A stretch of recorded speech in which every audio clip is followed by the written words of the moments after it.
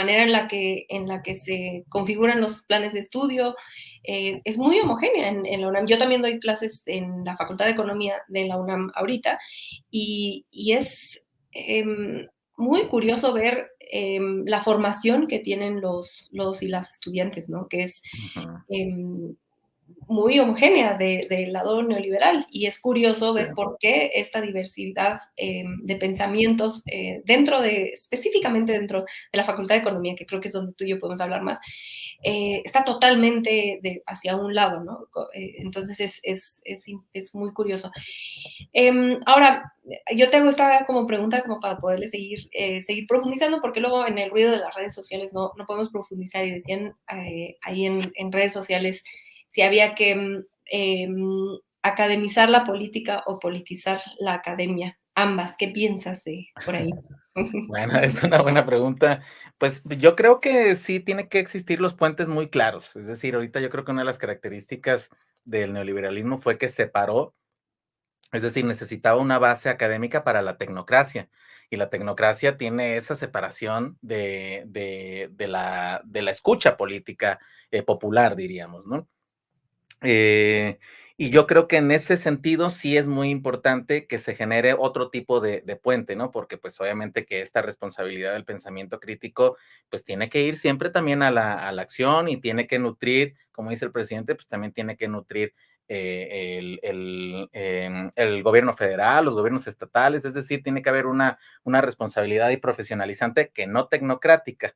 Y también, dentro de la universidad, pues, esta politización clara en el sentido, pues, no de lo que se suele entender como las grillas, sino en el sentido de sensibilizarse con respecto a cómo se va moviendo el país y cómo también empezar a empujar, distintos cambios. Entonces, creo que quizá es una de las medidas que el neoliberalismo a través de la tecnocracia generó, es decir, esta fantasía de que se puede ser totalmente objetivo, aséptico o neutral en una cancha que está profundamente dispareja, ¿no? Entonces, yo creo que sí hay que tender esos puentes.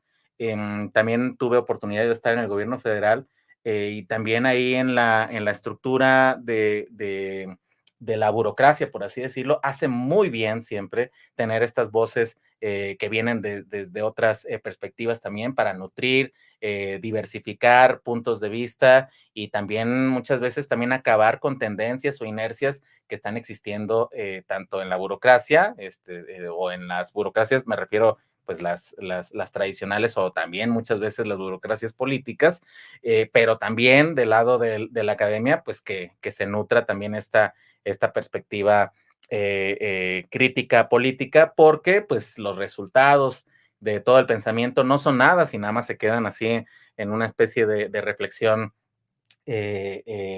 abstracta, ¿no? Sino que hay que bajar, hay que, digamos que involucrarse y ese sería un puente, yo diría, virtuoso, ¿no? De establecer estos diálogos, de estar constantemente generando esta comunicación y practicar no solamente ya como ahora se ve, ¿no? Una serie de teorías, sino también siempre muy activamente una serie de prácticas también, porque pues ahorita, insisto, estamos en un proceso de transformación, es un momento histórico que nos da oportunidad de mucha aceleración en muchos ámbitos y pues sería muy desafortunado que la universidad, que ese es como uno de sus puntos fuertes, no tenga esta aceleración también, este cambio de rumbo, ¿no? Ay, totalmente. Yo siempre critico que el Poder Judicial, por ejemplo, siempre se queda atrás de esta transformación y creo que me falta incluir a la academia, ¿no? Y acá, mira, me voy a rescatar bueno, estoy leyendo el chat que siempre es fantástico leerlos. Hay tantísima sabiduría en la gente que nos sigue. Para mí es mi parte favorita de este programa siempre es leerlos. Y acá nos dice que no existe la imparcialidad, sino que es simulación. Y claro, ¿no? Creo que nos vendieron esta historia y en específico en economía, ¿no? Como si Ujú. todo fuera técnica. Hoy estaba yo dando bueno, ahorita les cuento esa historia, pero como si todo fuera técnica y como si detrás de esta tecnocracia, de esta técnica, no hubiera una ideología. Y entonces yo hoy doy mi clase en la mañana y la estaba dando y me preguntaban los estudiantes, pero ¿cómo estás segura de que, yo les decía que al hacer política pública hay muchos sesgos personales, ¿no? Y que se pueden disminuir haciendo A, B, C, y hay ciertos métodos para disminuir tus sesgos, pero que al plantear una política pública siempre, nunca es totalmente objetiva y hay cuestiones ideológicas que tú, digamos, viertes en tu política pública y es inevitable y es mejor asumirlo de esa forma, ¿no? Porque es más Ujú. honesto. Entonces, como que les volaba la casa y yo les decía, es que no les crean, no crean cuando les dicen que todo en la vida, que hay cosas en la vida que son imparciales, ¿no? La ideología permea en cosas que supuestamente parecieran técnicas y esta misma creación ideológica o esta narrativa más bien que se ha hecho detrás de los tecnócratas como si no hubiera una ideología detrás, creo que es deshonesto y peligroso. Entonces, aquí nada más pues comentar lo que dice y acá también nos dice otro compañero, politizar y humanizar la academia. Entonces, ver como, ¿qué opinas de esas dos cosas? Creo que eso de humanizar la academia no se ha hecho y de aquí podemos quizá empezar a transitar a la segunda parte de lo que queríamos Claro. hablar, de cómo al final se han creado estas élites no solamente económicas dentro de la academia, sino también como estas élites dentro de la narrativa, así como si Ujú. lo que dice un académico fuera ya no se puede cuestionar e incluso no se puede ni siquiera voltear a ver lo que están haciendo algunos académicos, que nos trae a colación un poco lo que pasó con el foro consultivo, por ejemplo. Entonces, no sé, ¿qué opinas de todo? Ya te eché toda una bola de preguntas. De acuerdísimo. No, bueno, pues, por ejemplo, estoy de acuerdo con este asunto de la humanización de la academia y también, por supuesto, con este asunto de la imposibilidad de la imparcialidad que primero puede llamar la atención, puede generar ahí como entonces que no todo es relativo, pero no, yo creo que se trata muy claramente de entender precisamente una de las cosas que luego no se trabajan en estas perspectivas tradicionales de la economía, de que se parte siempre de una idea de que el mercado es perfecto hasta que llega el ser humano y todo lo descompone porque es irracional.